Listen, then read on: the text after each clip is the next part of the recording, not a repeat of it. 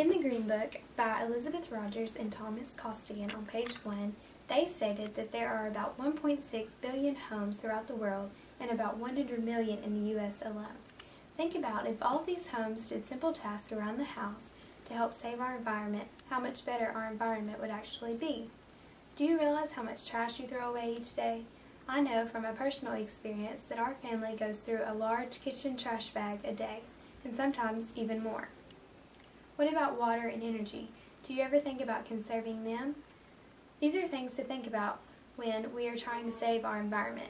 Today, I want to persuade you to do simple tasks around the house to help save our environment, such as recycling, conserving energy, and conserving water.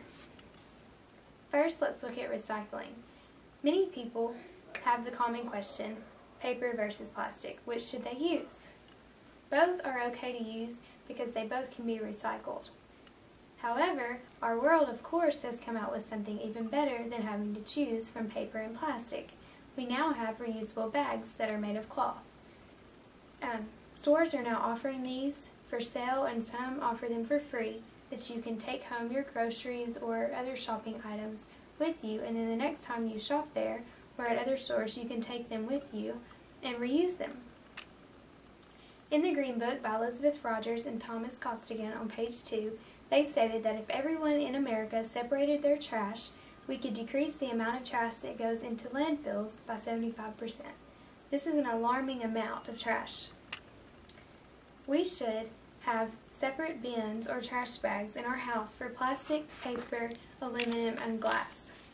This would help to save our environment, and then we would take it to the local waste management service. Also, we can help save the environment by recycling our clothes. Instead of just throwing them away, we can do hand-me-downs to younger siblings or friends that we know, or you can also take them to the local Goodwill or help department. Another way that we can save our environment is by recycling our electronics. In the book Reduce, Reuse, Recycle by Nikki Scott on page 11, she talks about how we should recycle our electronics to help save our environment, because most of the time electronics they cannot be decomposed very well. I know in my old high school we had a special bin for cell phones that you could actually bring your old cell phones and batteries and put them in. Now that we've covered recycling, let's talk about conserving energy. The temperature in our house is a major factor when it comes to conserving energy. The thermometers, when we are asleep or not at home, should be changed depending on the season.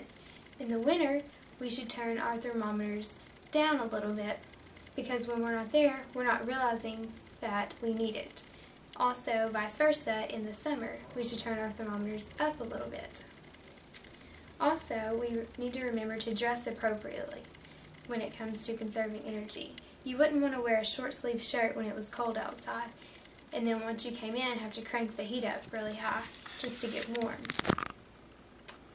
You should also make sure that your door sweeps are working properly and not letting air flow in or air flow out, depending on the season. Another way to conserve energy is by our appliances.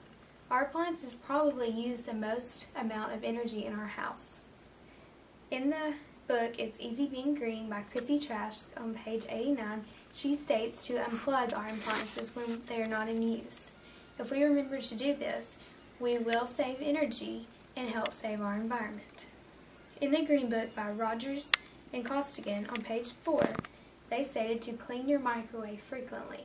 By doing this, your cook time is going to be sped up, therefore you're going to conserve more energy because it's not running long.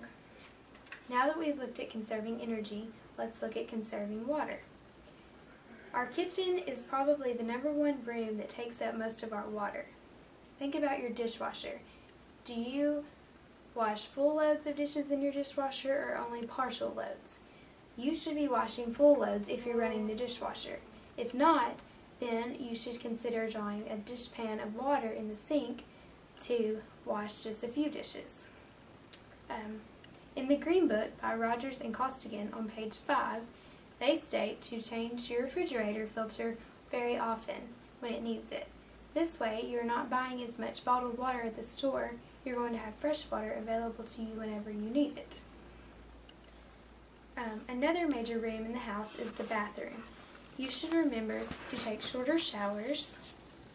That's going to help our earth conserve more water. And also, when you're brushing your teeth, don't forget to turn the water off when you're not using it. Now that we've looked at all three steps, let's look at the conclusion. I persuade you to get involved. There are plenty of websites and groups and petitions that you can join and sign. For example, some websites are saveourenvironment.org, everydayactivist.com, and earthdaynetwork.net. I want you to get involved and help save our environment. After all, if everyone remembers to recycle and conserve energy and conserve their water, it will be you that helps save our environment if you can do this. So remember, recycle and conserve energy and water.